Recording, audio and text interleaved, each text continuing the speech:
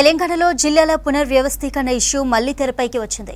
గత బీఆర్ఎస్ ప్రభుత్వ హయాంలో ప్రజాభిప్రాయం మేరకు జిల్లాల ఏర్పాటు జరగలేదనే డిస్కషన్ నడుస్తోంది. వరంగల్లో 3 జిల్లాల పరిధిలో ఒక్కో నియోజకవర్గం ఉండడంపై స్థానికులు ఇబ్బందులు పడుతున్నారు. ఓరుగల్లు సిటీని ఒకే జిల్లా చేయాలనే వాదనలు వినిపిస్తున్నాయి. ఇక నల్గొండలోనూ మండలాల పరిధి గందరగోళంగా మారింది.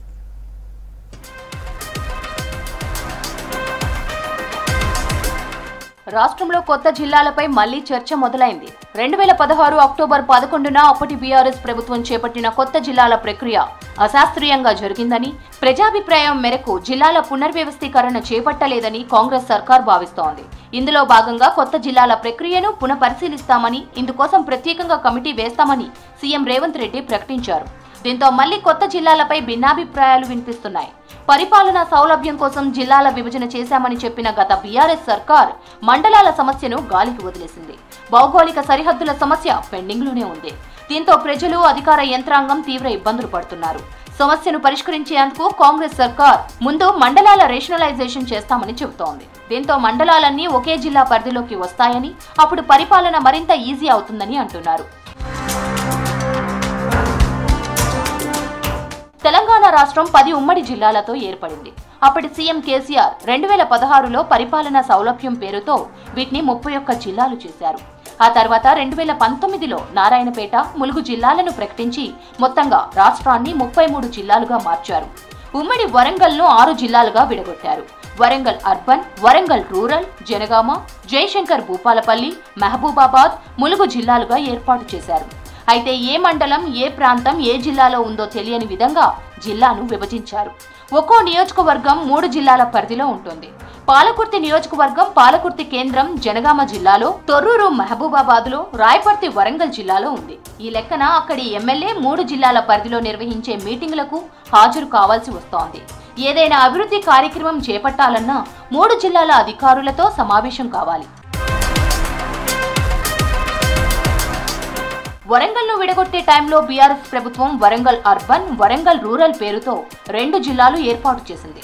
మండలాలు, గ్రామాలు ఇతరత్రా మార్పులు లేకుండా ఈ పేర్లను హన్మకొండ, వరంగల్ గా మార్చాలని పలువురు మేధావులు, కవులు, రచయితలు అప్పటి సీఎం కేసీఆర్ దృష్టికి తీసుకువెళ్లారు. అయితే ఆయన మాత్రం వరంగల్ను ఆయన అనుకున్నట్టే చేశారు. ఇందులోని మండలాలు అందులోకి, అందులోని మండలాలు ఇందులోకి మార్చి అయోమయంలో పడేశారు. దీంతో ములుగు రోడ్ అవతల ఓ జిల్లా, యువతల మరో జిల్లా అయింది. కార్పొరేటర్ల ఏరియాలు కొన్ని వరంగల్లో, మరికొన్ని హన్మకొండ జిల్లాలోకి వెళ్లాయి. దీంతో డివిజన్లలో ఏదైనా చిన్న సమస్య వస్తే 2 కలెక్టర్ల వద్దకు పరుగులు పెట్టాల్సి వస్తోంది. పైగా వరంగల్ జిల్లా పాలన మొత్తం హన్మకొండ కేంద్రంగానే సాగుతోంది. Warangal collectorate, court, RDO, agriculture office మొదలు దాదాపు 35 ప్రభుత్వ శాఖల కార్యాలయాలన్నీ హన్మకొండ జిల్లాలోనే ఉన్నాయి. రాష్ట్రంలో సీఎం రేవంత్ రెడ్డి మొదలు లోకల్ ఎమ్మెల్యేల వరకు వరంగల్ను 6 ముక్కలు చేయడాన్ని తప్పుపడుతున్నారు. అదే సమయంలో ప్రజాభిష్టం మేరకు జిల్లాలను కుదించాలంటున్నారు. గత ప్రభుత్వం మాదిరిగా సొంత నిర్ణయాలను జనాలపై రుద్దకుండా, పబ్లిక్ కు ఇబ్బందులు లేకుండా జిల్లాల పరిధి మార్చాలని కోరుతున్నారు. ఇందులో ప్రధానంగా గ్రేటర్ వరంగల్ సిటీని తిరిగి ఒకే జిల్లా చేయాలనే ఆలోచనతో ఇక్కడి ఎమ్మెల్యేలున్నారు. వరంగల్ పశ్చిమ ఎమ్మెల్యే నాయని రాజేందర్ రెడ్డి, కడియం శ్రీహరి, కడియం కావ్య ఇదే అంశంపై చాలా సార్లు మాట్లాడారు. దీనిపై కమిషన్ ముందు వాదనలు వినిపిస్తామన్నారు. ఇక ములుగు జిల్లా విషయంలో ఎటువంటి మార్పులు ఉండవని అక్కడి ఎమ్మెల్యేగా మంత్రి సీతక్క ప్రకటించారు.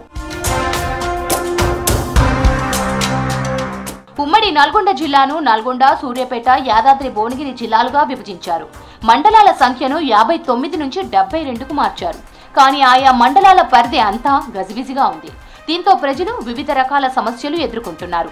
ప్రస్తుతం నకిరేకల్ నియోజకవర్గంలోని రామన్నపేట యాదాద్రి జిల్లాలో ఉండగా, ఇదే నియోజకవర్గంలోని చిట్యాల నల్గొండ జిల్లా పరిధిలో ఉంది. సూర్యాపేట జిల్లా తుంగతుర్తి నియోజకవర్గంలోని శాలి గౌరారం మండలం నల్గొండ జిల్లా పరిధిలో ఉంది. మునుగోడు నియోజకవర్గం ఇటు నల్గొండ, అటు యాదాద్రి జిల్లాలకు విడిపోయింది. చౌటుప్పల్, సంస్థ, నారాయణపూర్ మండలాలు యాదాద్రి జిల్లాలో ఉండగా, కొన్ని మండలాలు నల్గొండ జిల్లాలో ఉన్నాయి. దేవరకొండ నియోజకవర్గంలోని దిండి మండలం ఏకంగా నల్గొండ జిల్లా కేంద్రానికి 100 కిలోమీటర్ల దూరంలో ఉంది. ఇది చాలదన్నట్టుగా ఎన్నికల్లో లబ్ధి పొందేందుకు అప్పటి బీఆర్ఎస్ ప్రభుత్వం కొత్తగా ఇంకొన్ని మండలాలు రెవెన్యూ డివిజన్లు ఏర్పాటు చేసింది. మునుగోడు ఉప ఎన్నికల్లో చెండూరు రెవెన్యూ డివిజన్ ఏర్పాటు చేయగా నకిరేకల్, దేవరకొండ, మునుగోడు నియోజకవర్గాల్లో కొత్తగా కొన్ని మండలాలు ఏర్పాటు చేశారు. ఈ మండలాల్లో ఇప్పటి వరకు పరిపాలనా పరంగా ఎలాంటి సౌకర్యాలు కల్పించలేదు. నల్గొండలో పార్లమెంటు నియోజకవర్గానికి ఒక జిల్లా ఏర్పాటు చేస్తే బాగుండేదని 2016లో మేధావులు, జిల్లా ప్రజలు అభిప్రాయపడ్డారు. కానీ 2 నియోజకవర్గాలకు ఒక నియోజకవర్గ కేంద్రాన్ని జిల్లాగా ఏర్పాటు చేశారు. దీంతో పాలనా సౌలభ్యం కంటే అదనపు పనిభారం పెరిగిందని అధికారులు అంటున్నారు. 5 ఏళ్లకోసారి వచ్చే ఎన్నికల నిర్వహణ మరింత కష్టంగా మారింది. అంతేకాకుండా అభివృద్ధి పనులపైన అధికారుల పర్యవేక్షణ కొరవడి విధులకు ఆటంకంగా మారింది.